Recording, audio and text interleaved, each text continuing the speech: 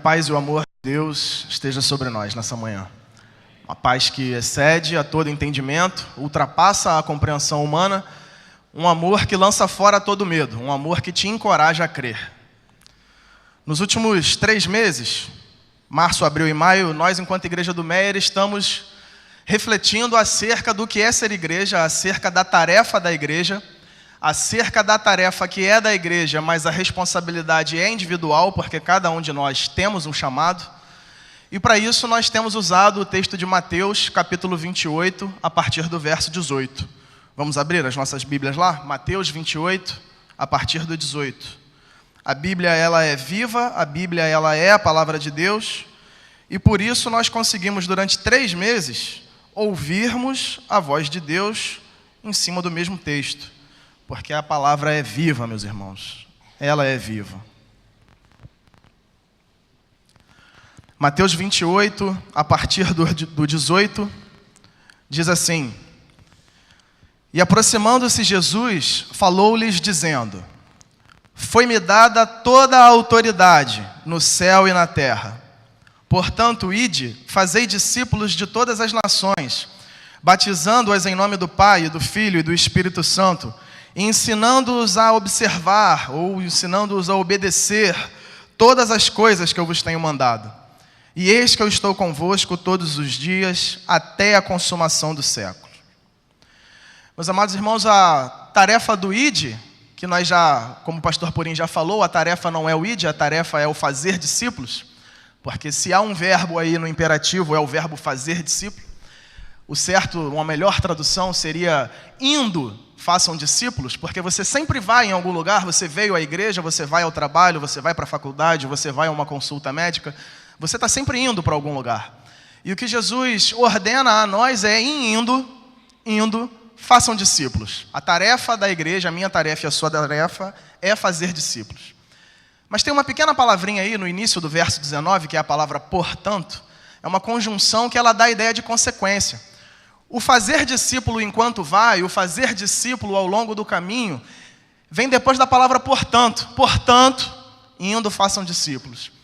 E o primeiro ponto que eu te convido a pensar na garantia para o cumprimento da missão, é o que nós vamos pensar nessa manhã, sobre as garantias ou a garantia para o cumprimento da missão, é o que vem antes da palavra portanto, que é o que Jesus falou: toda a autoridade me é dada no céu e na terra. Portanto, o cumprimento da missão é garantido porque aquele que te comissiona, aquele que te atribui a tarefa, aquele que te chamou, dele emana todo o poder, toda a autoridade no céu e na terra. A missão, a nossa missão enquanto igreja e a nossa missão enquanto cristãos, ela é subsidiada por aquele que tem toda a autoridade. No reino de Deus existe um rei. Jesus é o rei desse reino, é aquele que nós cantamos aqui, para te adorar, ó Rei dos Reis. E é do rei do reino, o rei que tem toda a autoridade, que te chama. Não é pela autoridade que eu tenho nessa manhã de pregador do culto da manhã, não é a autoridade que o pastor Purim tem enquanto pastor da igreja, não é a autoridade que ninguém da junta ou ninguém que possa vir a representar a igreja batista tenha em função do seu cargo. A autoridade daquele que te chama é a autoridade do rei do reino. É o rei do reino que te chama, meu irmão. É ele. A responsabilidade e a tarefa foi ele que deu. A gente não inventa nada, a gente não descobre nada, a gente não cria nada. A gente está aqui, está na palavra, Mateus 28, 18. Toda a autoridade é dele. Portanto, ao irem, façam discípulos. Nós, enquanto súditos desse reino, que somos súditos do reino, servos do reino, não temos opção, a não ser obedecer ao chamado do rei do reino. A única opção é obedecer. Portanto, o fazer discípulos não é uma opção. Não é opção. Eu escolho se eu vou fazer discípulos ou não. Não é uma opção, irmãos. É o rei do reino no qual servimos que te atribuiu essa tarefa. Qualquer súdito do reino que não cumpra a ordem do rei do reino, ele é, em primeiro lugar, desobediente. Em segundo lugar, insubmisso. E em terceiro lugar, um rebelde, porque se coloca contra a ordem dada pelo próprio rei do reino. Portanto, a garantia para o cumprimento da missão é que ela é subsidiada pelo próprio rei. O rei te dá o subsídio, vai e faça. É uma ordem, vai e faça. Mas esse é só o primeiro ponto. para que possamos entender a garantia. A garantia emana dele, ele é a garantia, ele dá a garantia, ele tem toda a autoridade. E ele dá a tarefa, fazer discípulos, batizando-os e ensinando-os.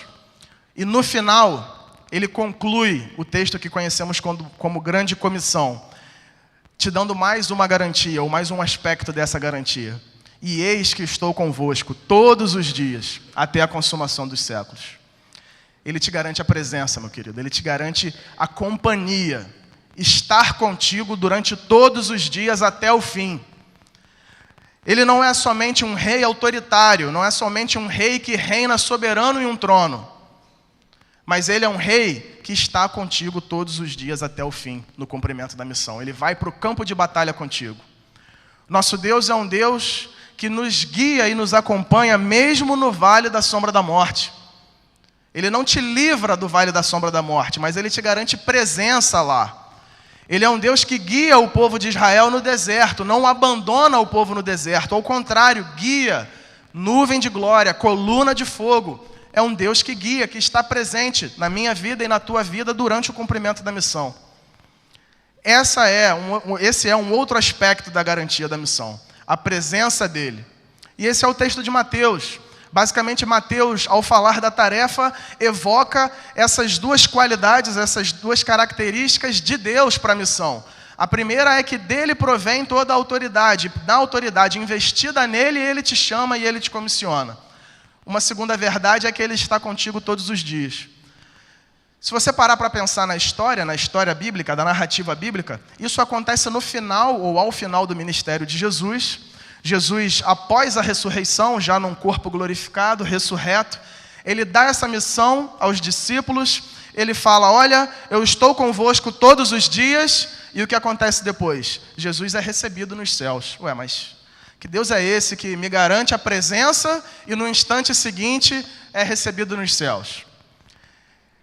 Essa solução ou a visão a respeito da narrativa dessas coisas, quem vai trazer é um outro evangelista, que não Mateus. E ele vai exemplificar melhor, ou vai destrinchar a ideia, vai trazer para nós a compreensão da presença desse Rei do Reino e da presença de Jesus nos discípulos durante todos os dias e até o fim. Vamos abrir Lucas 24? É o mesmo período na história, é a mesma narrativa, enquanto o evangelista Lucas narra do seu ponto de vista e esclarece algumas coisas que Mateus não narra. Mateus, Marcos e Lucas possuem visões semelhantes a respeito do evangelho, tanto que são chamados evangelhos sinóticos.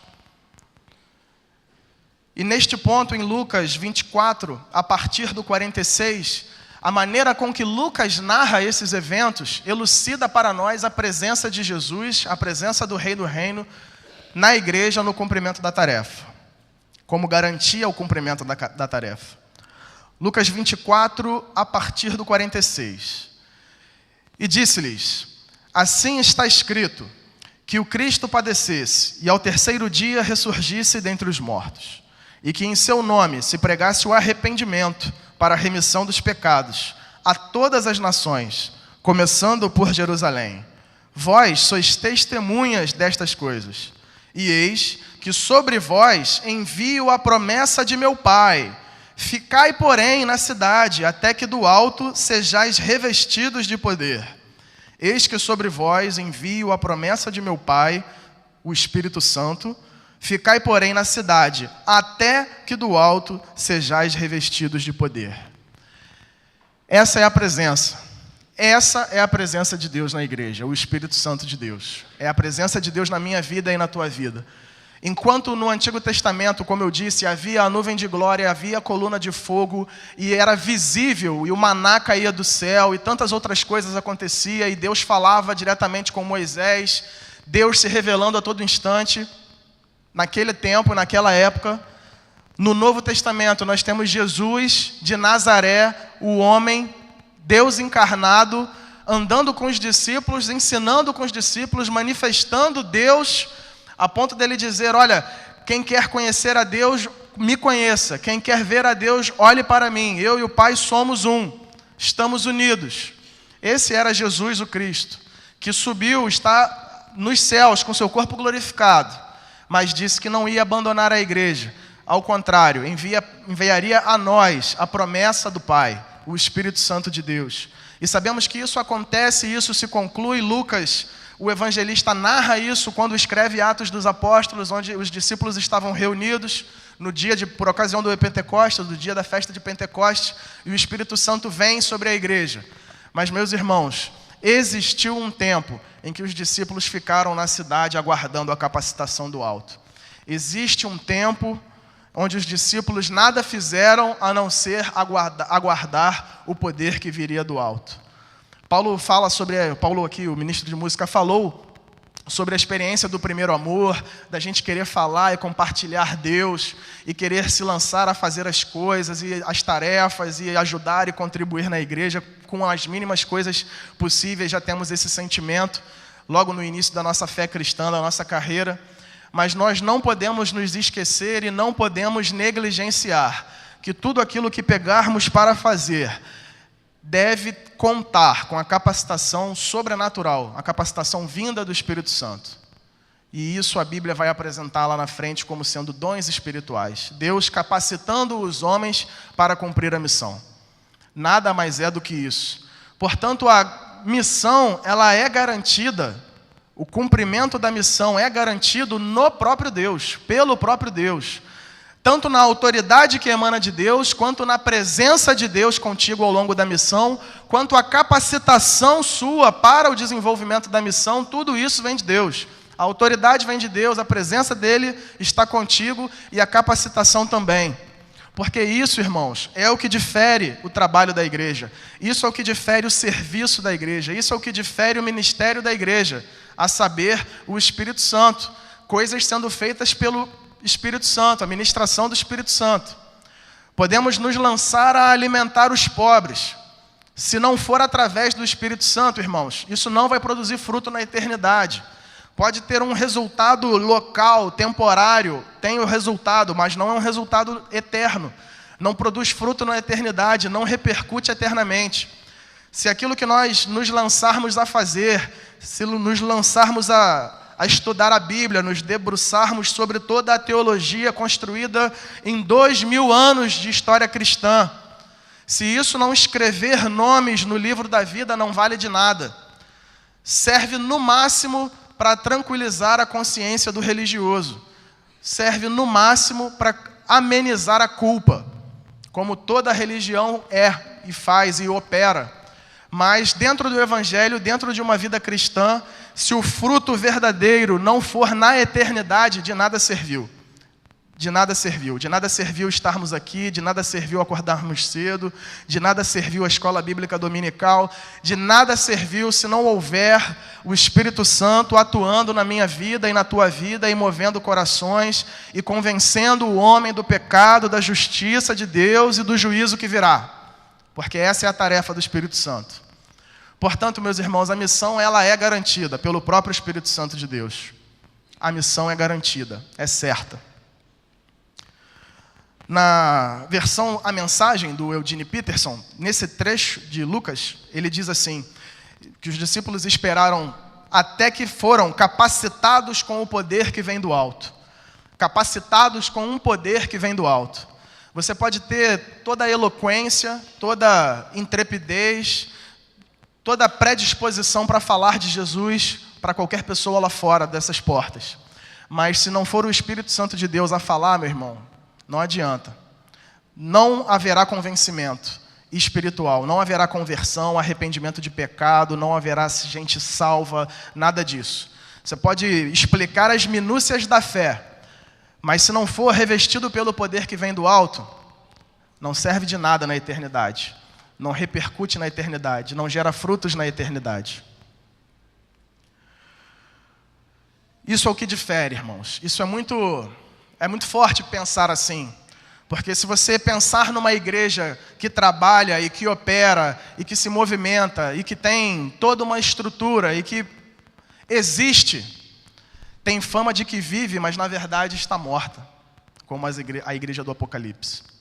Tem fama de que vive, mas está morta porque está sem o Espírito Santo de Deus. Isso é o que nos difere.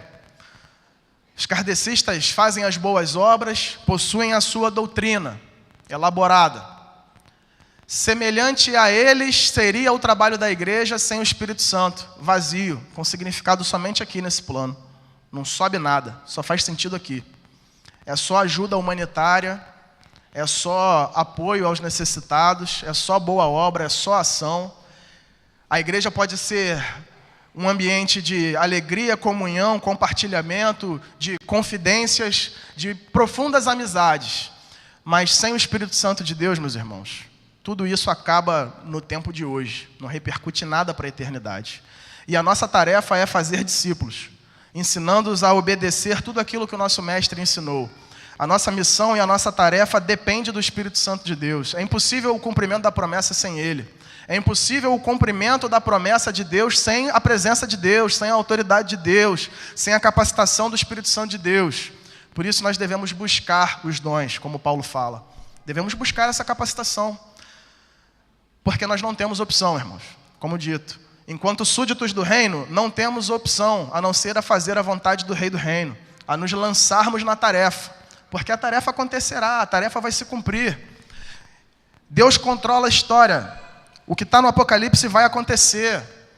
As coisas do fim reveladas acontecerão. Deus em nenhum momento perdeu o controle da história. Deus controla e governa tudo, e o evangelho do reino será pregado, e depois dessas coisas todas virá o fim. Cabe a nós, enquanto servos de Deus, participarmos desse movimento de Deus no mundo, participarmos do Espírito Santo de Deus naquilo que Ele tem para cada um de nós. Enquanto membros desse corpo, cada um de nós temos uma função. Nem todos têm a mesma função, pelo contrário, existe uma diversidade de funções e de atribuições, como num corpo humano, onde existem diversos órgãos, diversas estruturas para funcionar e operar, e o Espírito Santo de Deus distribuiu os dons à igreja. Portanto, amados, a capacitação espiritual, ela existe, ela é verdadeira, ela é de eficácia plena, e ela é para mim, ela é para você, para cada um. Porque a tarefa é da igreja, mas a responsabilidade ela é individual. A responsabilidade é minha e ela é tua. Essa é a garantia do cumprimento da promessa. A capacitação plena, poderosa do Espírito Santo de Deus. E eu queria destrinchar um pouco mais com vocês, feita essa introdução, longa introdução, diga-se de passagem. Uma das coisas que eu gosto muito é grego. Comecei a estudar grego no seminário e me apaixonei por esse negócio.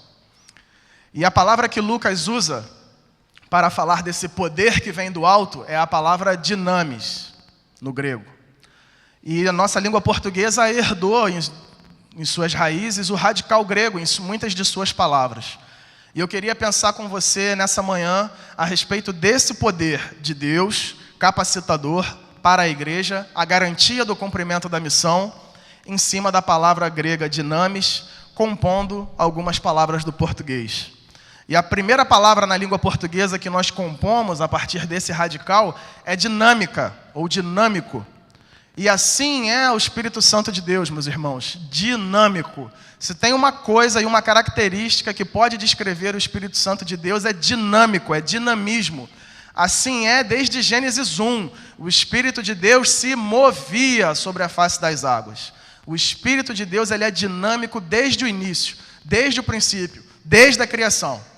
Ele não é estático, ele não é algo imóvel, ele é dinâmico.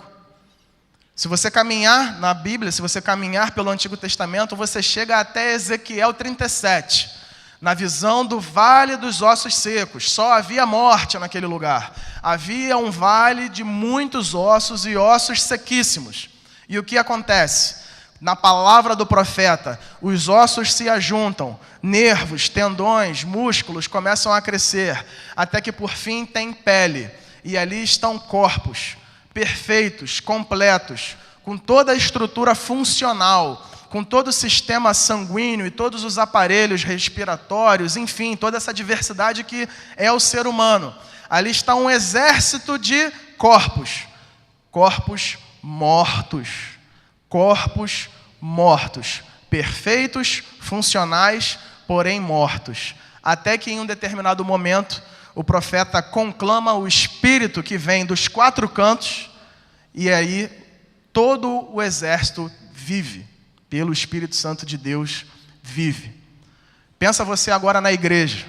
Pensa você agora na dinâmica que é a igreja. Pensa na estrutura e quantas estruturas possuem uma igreja. A igreja do Meier ou qualquer outra igreja que você queira.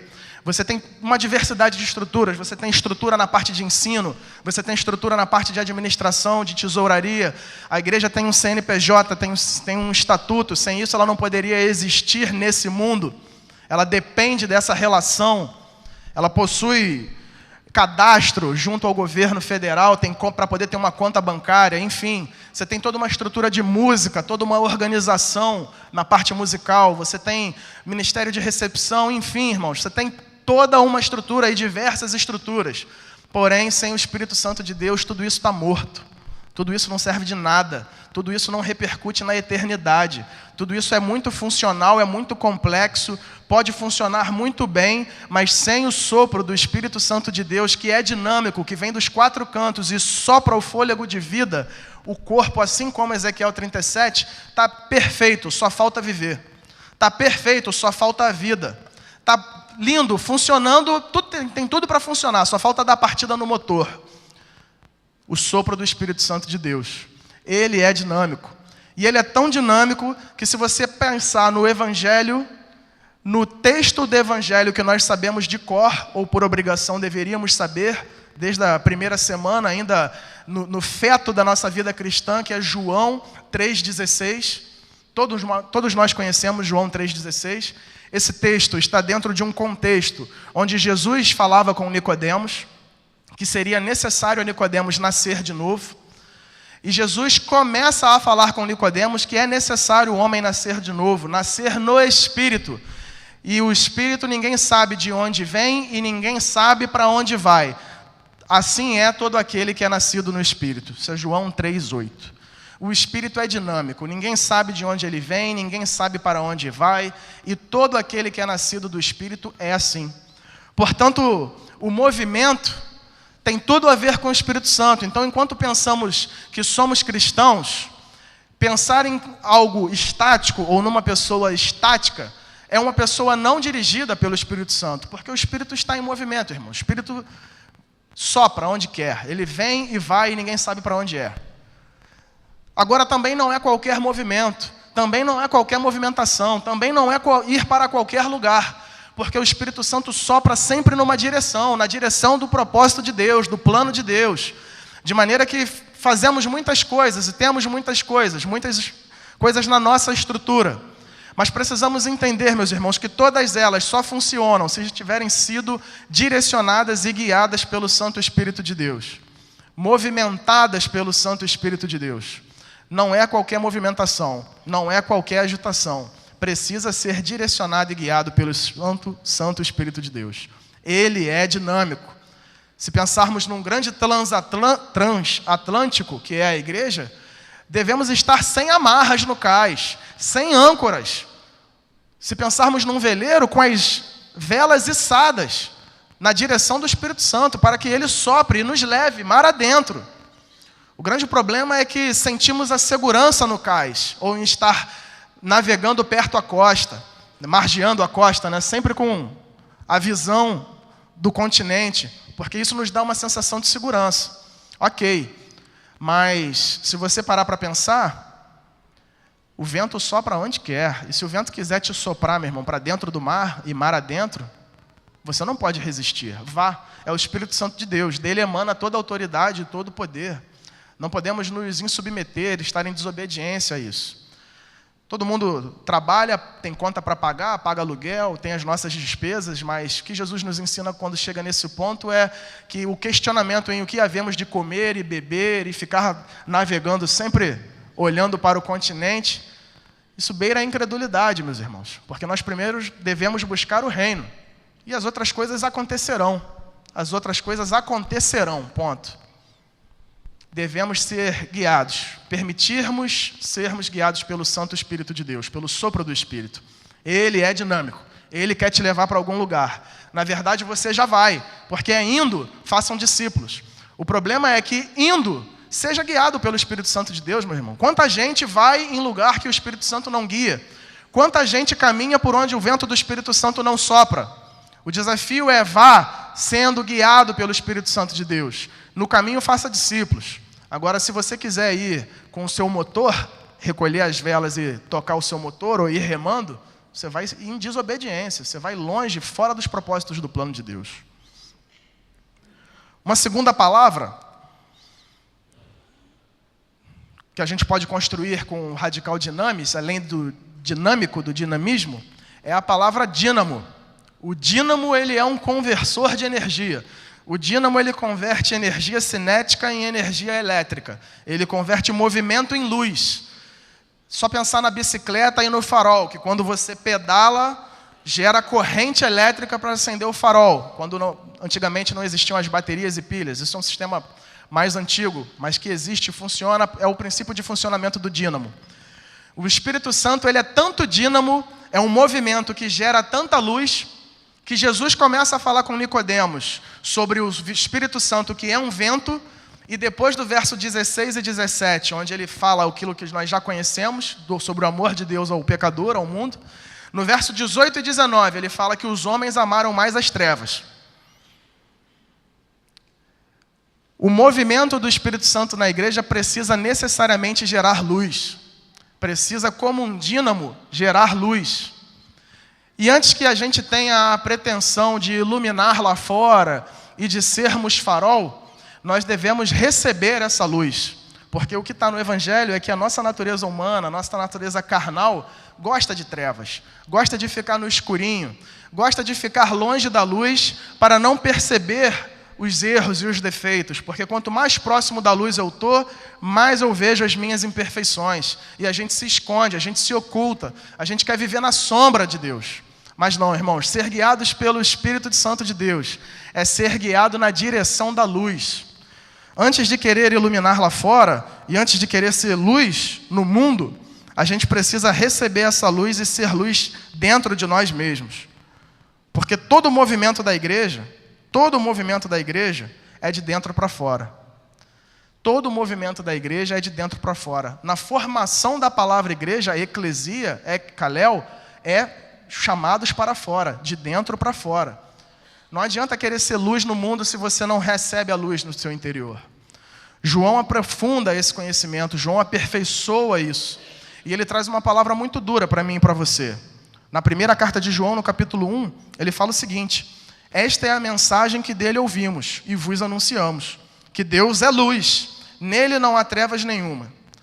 Se dissermos que temos comunhão com ele e andarmos nas trevas, mentimos, não praticamos a verdade. Mas se andarmos na luz, como ele na luz está, temos comunhão uns com os outros, e o sangue de Jesus, seu Filho, nos purifica de todo pecado. E ele continua, no capítulo 2, 9.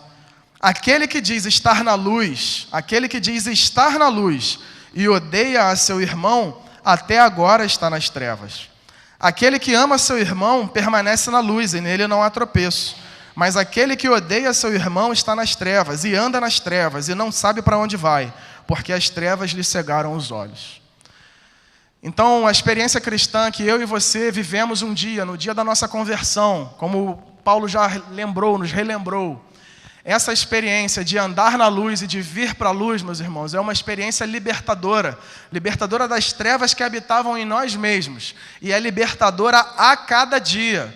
Porque precisamos viver em harmonia, termos comunhão uns com os outros, como João fala na primeira carta. E assim o sangue de Jesus Cristo nos purifica de todo pecado.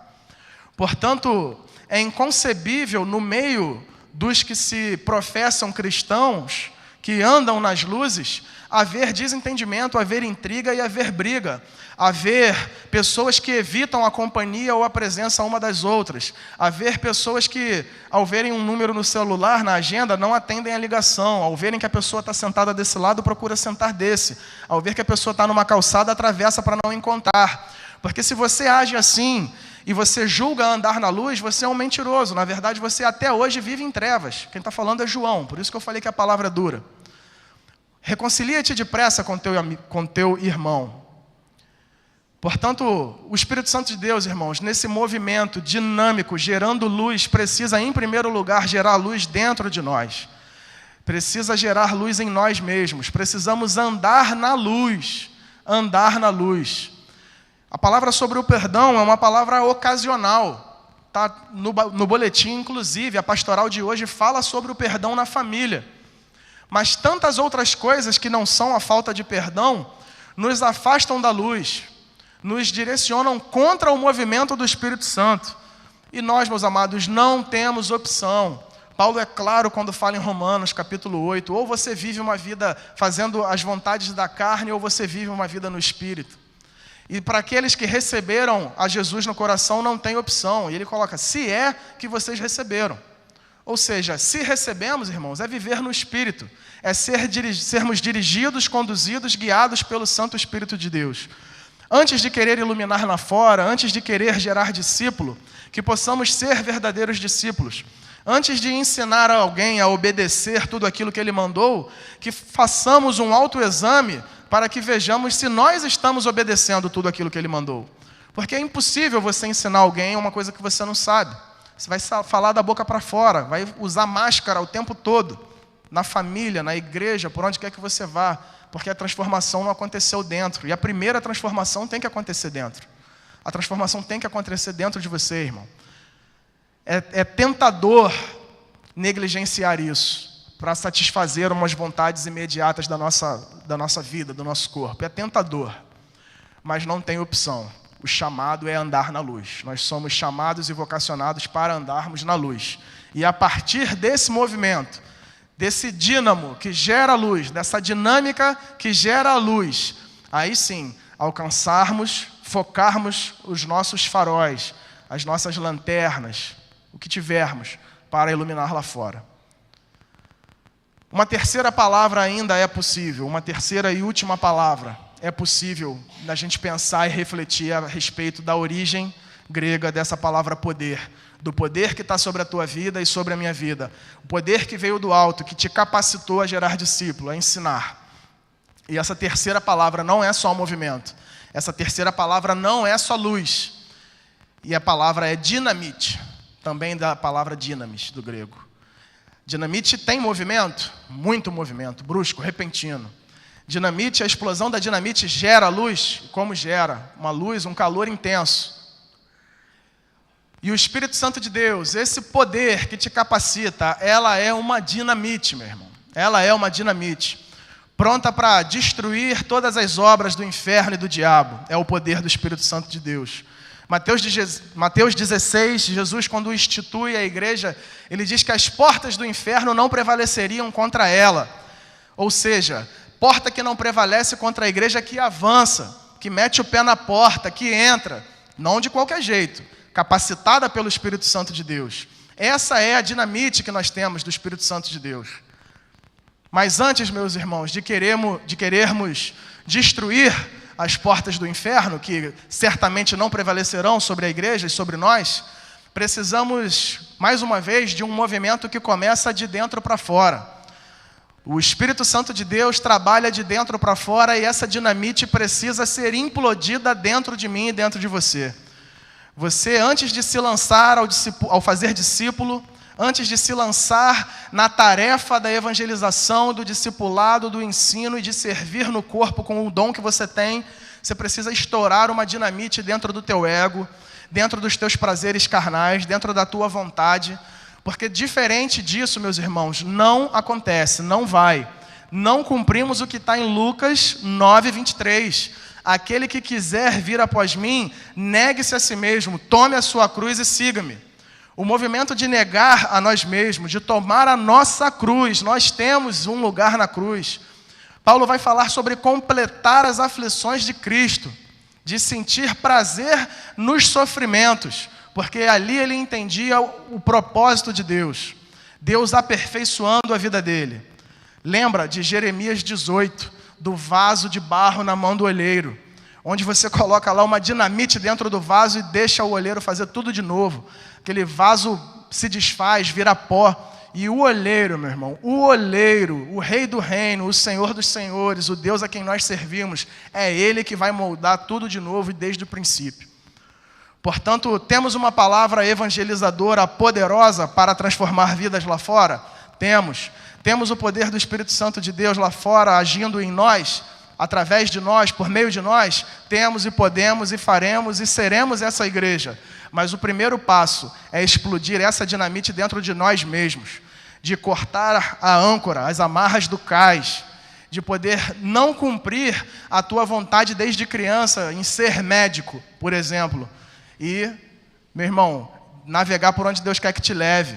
Ser médico talvez sim, mas em outro lugar, numa outra realidade. Não num Albert Einstein lá em São Paulo, mas ser médico numa comunidade carente, pregando o evangelho ali, ou pregando o evangelho no Albert Einstein que seja também, mas que seja de acordo com a vontade de Deus. Que seja, meus irmãos, não a nossa vontade, não o nosso querer, não aquilo que a gente gosta, não aquilo que a gente quer, mas sim o que Deus quer, o que Deus gosta, o que Deus te moldou desde o ventre para fazer, a mim e a você.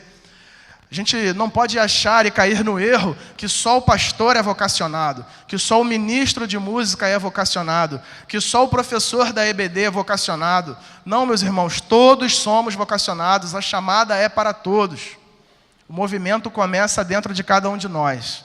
A tarefa é da igreja, mas a responsabilidade é individual. E aí sim, nessa dinâmica, nesse movimento, influenciado pelo Espírito Santo de Deus, através do sopro do Espírito Santo de Deus, sendo primeiramente iluminados, num movimento que gera luz primeiro em nós mesmos, para depois podermos iluminar outros, num movimento de dinamite, dinamitando o nosso querer, o nosso ego, a nossa mente carnal, destruindo tudo isso. Aí sim, nós estaremos prontos para impactar lá fora, para fazer como os primeiros cristãos que chegaram em Tessalônica, em Atos 17:6. Estes que têm alvoroçado o mundo, chegaram aqui também. Estes que têm explodido dinamites aí pelo bairro, pelas cidades, chegaram aqui também. Este sim, essa sim, a igreja é influenciada pelo Espírito Santo de Deus, que tem essa garantia desse poder capacitador. Nesse momento sim, meus irmãos, a transformação começa de dentro para fora, ela é individual, é a partir de cada um de nós. É só para isso que existem os dons espirituais, é o que Paulo fala em Efésios capítulo 4. Para a edificação da igreja, para o aperfeiçoamento dos santos, até que todos cheguemos à unidade da fé, ao pleno conhecimento de Jesus Cristo, à estatura de varão perfeito, para sermos dignos, meus irmãos, dignos de sermos chamados cristãos, pequenos cristos. Ao olharem para mim, ao olharem para você, vejam pequenos cristos, os cristãos. Esse é o movimento do Espírito Santo de Deus e essa é a garantia. E mais uma vez, já concluindo, eu preciso te dizer, tudo isso vai acontecer, porque está tudo escrito. E eu creio que tudo que está escrito acontecerá. Por isso a garantia está no próprio Deus. Não depende da tua fé, não depende da tua obediência, não depende da minha fé, não depende da minha obediência, não depende da fidelidade da igreja do Meier em ser fiel à palavra, em ser fiel a Deus. Não depende disso, porque a missão vai acontecer. Você pode participar, ou não, ou ficar de fora, porque Deus está se movimentando, o Espírito Santo de Deus está se movimentando sobre a face da terra desde a criação. Deus tem um propósito e um plano, e Ele está em desenvolvimento, seja aqui na China, na Rússia, em qualquer lugar, meus irmãos. O Espírito Santo de Deus, Ele está presente no meio da igreja. É Ele que dá vida à igreja e é Ele que sustenta a igreja. Não depende da nossa fé, o cumprimento da missão não depende da nossa obediência. Gostaria muito de chegar ao ponto de dizer que nós somos quem sustentamos a missão, que nós somos quem tocamos esse negócio para frente, que é pela nossa força que nós venceremos, e fazer todo um discurso lindo. Mas não. Não depende de mim, não depende da minha fidelidade, não depende de você, depende do próprio Deus. Ele dá a autoridade, Ele dá a presença, Ele dá a capacitação. Só depende de você se lançar nessa direção ou permanecer com a sua âncora, com as suas amarras junto ao cais, com a sua vela recolhida, firme na posição.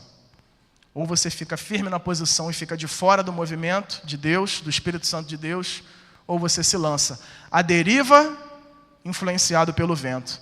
A deriva na perspectiva de quem está dentro do barco, mas influenciado e direcionado pelo vento na perspectiva de quem está fora do barco, vendo ele sendo guiado pelo Espírito Santo de Deus. Portanto, A garantia vem do próprio Deus. Cabe a nós recolhermos as âncoras da nossa incredulidade, da nossa mente carnal e içarmos as nossas velas. Não é à toa, meus irmãos, que durante 3 meses, temos falado sobre o mesmo assunto, o cumprimento da missão. O cumprimento da missão da igreja. O que é ser a igreja? Uma igreja que cumpre a missão em ação. Uma igreja que se movimenta em ação. Não é à toa, irmãos. Alguma coisa Deus quer com você e comigo e com a igreja do Meier. Alguma coisa. Eu vejo que se coloca uma bifurcação na história dessa igreja. Porque há 3 meses temos falado sobre isso. Há 3 meses temos falado sobre o cumprimento da missão. Então, meus irmãos, é tempo de nos lançarmos nisso, ainda mais, cada vez mais. Não é que não estejamos fazendo nada, mas é que, pelo contrário, nos lancemos ainda mais. E quem ainda não começou, que siga o movimento, que seja influenciado pelo sopro do Espírito de Deus. Porque, mais uma vez, relembro aqui o Ezequiel 37. Corpos perfeitos e com toda a estrutura, mas sem o sopro do Espírito Santo de Deus, são corpos mortos, que não servem para nada. E Deus não quer usar mortos. Deus não é um Deus de mortos. Deus é um Deus de vivos, de pessoas que vivem, influenciadas e dirigidas pelo Santo Espírito de Deus. Não deixe passar de hoje. Antes de ser luz, seja luz ainda em si, ou se permita ser iluminado pelo Espírito Santo de Deus. Ao sair por essas portas, se reconcilie com aquele que você tem alguma diferença. Não perca a oportunidade da palavra dessa manhã. Se permita ser iluminado, principalmente na família, como dito aí já no boletim, na pastoral do boletim. Reconcilie-se com teu pai, com a tua mãe, com teu irmão, enfim, com quem quer que seja da tua família, meu irmão. Não carrega esse negócio muito tempo. Não carrega isso. Seja influenciado pelo Espírito Santo de Deus. Amém? Vamos ficar de pé e vamos orar, meus irmãos?